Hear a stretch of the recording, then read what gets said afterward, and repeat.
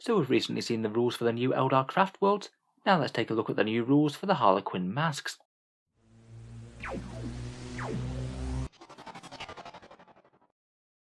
Hello and welcome back to Warspets Tactics, where today we're talking more rules from the new Aeldari Codex. This time the focus is back on the followers of the Laughing God, and a few more pages appear to have been posted up to the internet, this time detailing the Harlequin Masque rules, now rebranded as something called Saedaths. In the video we'll talk a bit about how the rules apply to Harlequin detachments, and then go through each of these powerful new detachment-wide rules, and how they might impact the Harlequin army. So when the 9th edition Harlequins Codex dropped, we got different rules for the various different Harlequin masques. Things like Soaring Spite and Frozen Stars got their own rules. There were 6 different ones in that codex, now there's going to be a few less in the Aeldari one. In general, when Harlequins got rolled into Codex Aeldari, I was suspecting that there'd be at least some compromise on the amount of support that they got, though to be honest, on the whole, I don't think they've really had too bad a deal. It looks like they're going to be retaining unique detachment support. They still appear to have their pivotal roles and things, their own stratagems, warlord traits, relics, the normal other stuff, and also gain some boosted detachment rules, new secondary objectives, and most likely some new crusade rules as well. It does seem that the main way that Harlequins might have lost a bit are these new masque rules, as basically rather than having 6 masques before, they're now cut down to just 3. Each one of them basically getting a chapter tactic type equivalent called a characterization, and a warlord trait, relic and stratagem as before.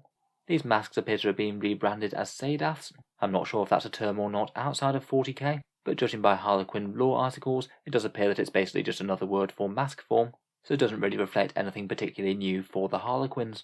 I think there are 2 different ways that you could look at this really. Yes, the Harlequins will have a little bit less flexibility, but to be honest, all of these Saedath rules do seem as good if not better than the rules that they had already, and to be honest they do look like a bit of a blast to play in game. It does appear that these Saedath rules will apply to any Harlequins detachment, even the ones that are included as allies via that travelling players rule, and there's just a couple of extra rules that apply to the Harlequin detachments in general. If you have a troop master, then they have to be your warlord if you've chosen a Harlequins warlord, and the troops in the troop slot, they get obsec as you'd expect. They're going to have plenty of other model and army-wide special rules that'll apply to them in the Codex, Rising Crescendo, the Harlequins Panoply, and that luck dice mechanic if your army is pure Harlequins. I guess we'll have to look over them when the Codex actually comes out. In any case though, let's take a look through these 3 new masques and talk about what they offer. So these new Saedaths are called Light, Dark and Twilight, definitely affinities that the Harlequins have had in their army rules in the past. First up we have the Saedath of Light. Their characterization is Blaze of Light. If the enemy is attacking them within 12 inches, unmodified hit rolls of 1 to 3 always fail. Quite a powerful rule that, kind of like transhuman physiology but for hit rolls. Also, if they either move or advance, they counter stationary for shooting. That seems like a particularly good one for fusion pistol troops again, kind of similar to what the Soaring Spite have now, but not just locked to fly units. Overall that does just seem very usable. I feel like the hits up close thing really is quite fluffy, gives the Harlequins yet another layer of defense, and I do quite like the imagery that they're too bright to look at so you can't hit them very well. And the shooting thing is already quite a popular thing, with troops full of fusion blasters doing drive-bys in Skyweavers. Their warlord trait is Player of the Light. This one gives him a 6-inch heroic intervention, and whenever he charges or makes a heroic intervention, gets +1 strength and +1 attack. The heroic intervention could allow a troop master to protect squads, I guess, but having a little bit of extra reliable combat damage isn't the worst thing in the world. Their relic is the new version of the Shadowstone. This is the Shadowseer aura and power range buff. It basically increases the range of both of those by 3 inches. That's a really useful and commonly used relic at the moment. Definitely a big draw to take the Light faction, though it is kind of a shame that it's faction locked and isn't just available to all the Harlequins now. Finally, for 1 CP we have Capricious Reflections. This one's a charge phase buff. When the enemy declares one of your units as a target for their charge, they can immediately move 6 inches for 1 CP, meaning that you have quite a good chance of making the enemy fail said charge. This is an almost auto-use one if it saves one of your units from the clutches of a powerful enemy melee unit. An absolutely awesome stratagem, and it could even be used for some very gamey things such as shifting things around on objectives from time to time. I think it could make your opponent very unhappy if he tries to charge a squad and then it leaps onto an objective and out of charge range, both saving your unit and scoring you some victory points. It doesn't have any sort of rider about the opponent being able to redeclare charges. I do wonder if Games Workshop might add that as an FAQ. They seem to have done that for a similar Gene Stealer called Warlord trait recently. In general, I think that the Light Saedath looks really good. The stratagem and the Shadowstone are both great, and both parts of the characterization look like they're going to come up quite a bit. Next up we have the Saedath of the Dark. This one's characterization is called Dark Deeds, and it's quite a nice brutal melee one. All of your troops get an extra AP-1 in melee. Pretty nice on things like Harlequin blades with a low AP, but even all of their special weapons going to AP-3, Strength 5 is going to be amazing for munching through Space Marines. And perhaps even more powerfully, if you're slain in combat before you manage to make an attack, then your models still get to attack on death. Pretty nice that you don't have to roll anything for this, like some other similar traits. It just automatically happens, so it basically means that your Harlequins are guaranteed to go down swinging if they are taken out in melee. Certainly could make a countercharge into a far more thorny prospect for the opponent. Again, it looks like a really quite helpful Saedath. Their Warlord trait, Player of the Dark, is another helpful melee one. Wound rolls of a 5+ in melee also inflict a mortal wound. Troop Masters have 5 attacks, so that could easily be a couple of mortal wounds per fight phase. Again, seems a pretty decently efficient melee boost. Their relic is the Ghoul Mask. It allows you to deny the witch 1 extra time, basically counting you like you were a psyker if you're not a psyker. And perhaps very interestingly for big game-changing plays, it gives you a 3-inch aura of cancelling enemy objective secures, potentially giving you the option of swooping in and stealing a key objective from under their noses with a guy wearing the mask and a nearby troop squad. Finally, their stratagem, the Silken Knife, is maybe a little bit more niche, but still very useful. 1 CP to stop one enemy unit from firing Overwatch or setting to defend.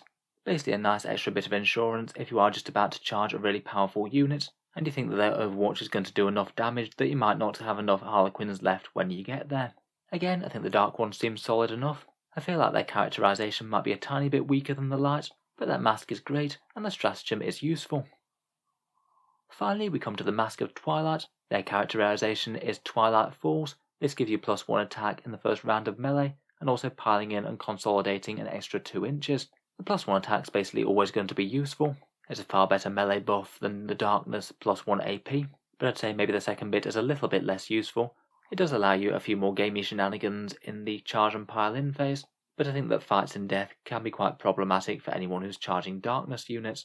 If you just want to hit the enemy really hard in the first round of combat though, then this one looks like the best Saedath. Their Warlord trait is Player of Twilight. This one's a command point farming one, and it does seem like it's really quite an efficient one as well. Every time either yourself or your opponent spends a command point on a stratagem, roll a dice and on a 6 you get one back, so it means bigger stratagems with more CP give you more chance of farming one. In addition to that, if you also roll 4+ dice for a Luck of the Laughing God roll, you also gain a command point as well. So it basically means you have to gamble on getting quite a lot more Luck of the Laughing God rolls, and basically guaranteeing that you're going to get the command point, but it does mean that that roll has a higher chance of failing. I guess it depends on how much you're feeling like gambling, but even in its basic command point farming form, it's really not a bad rule whatsoever. I think the only downside of it is that you have to be outside of transport to make use of it, so a bit less good for a troop master who's wanting to transport his way towards the enemy. The relic is the Twilight Fang. This one replaces a troop master's power sword with a strength +2, AP -3, damage 2 relic, and it still keeps the very fun extra rule where you get an extra number of attacks equal to the current battle round. Hilariously, as the troop master gets a big 6 attacks, that means that between this and the characterization for Twilight, you'll be hitting at a massive 12 attacks on battle round 5, all of them landing at strength 5, AP -3, 2 damage. Should give you a very good chance of just cutting straight through an entire squad of Space Marines in a single turn. If you do just want a melee boost, that one seems pretty excellent. Finally, for 1 CP, their stratagem is Malicious Frenzy.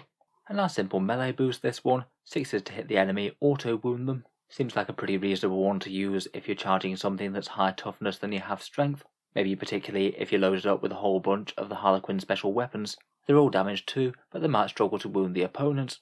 Combine that with the extra attack that you get from the Saedath, and that looks fairly decent. Overall, I think there's good points to sell every single one of these Saedaths.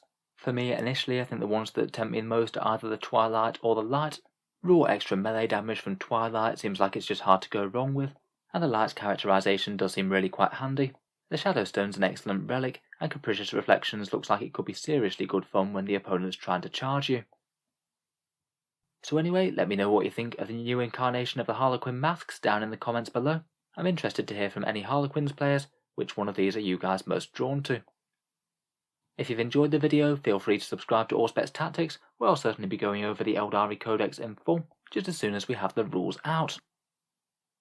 Finally, if you have been enjoying all the videos on the channel, I would just like to mention one way in which you can help support Auspex Tactics, and that's the channel Patreon page, which is down in the video description.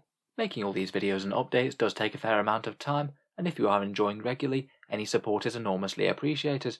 Channel patrons do get a fair few advantages, seeing certain videos early, regular votes to see what sort of things happen next on the channel, and automatic entry into the regular prize giveaways with the chance to win some really big model kits each month. If any of that sounds good to you, or you'd just like to help support, then the link is down in the video description. In any case, a massive thank you for listening, and I'll hope to see you guys next time.